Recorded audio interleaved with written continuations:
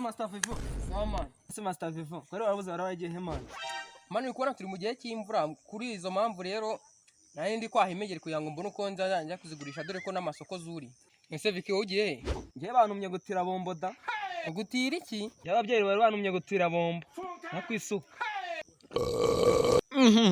Iyi bombo yakonde bisa nk'iryoshyera. Haryoshye nyine uko zambuka amajerwa zikinjira mu Rwanda ziru. Ariko mani wamaye nkumvaho. Ahubwo ndikubona wagize amashyushyu reka mba nyibitse hano inyuma tubanze tuganire neza.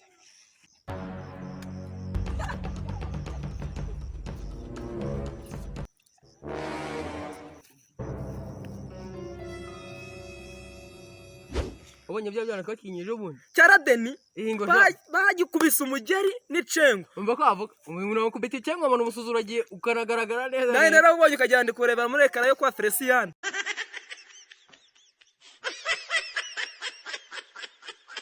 Yarankoze uzi ibintu bankoreye. Baratemaga n'ibirimbi bakabijyana.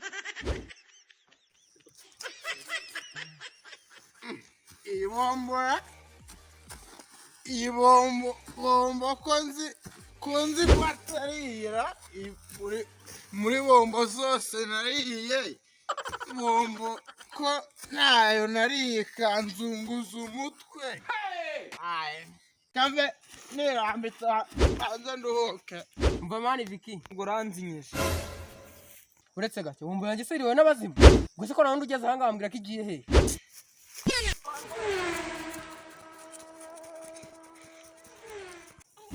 Baho gahambirwa.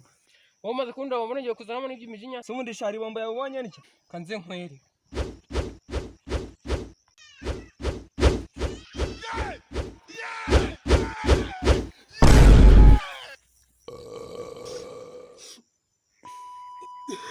Umva jana utanuzongere kumenyera. Ihagarara ngo nze nkwereke se sha.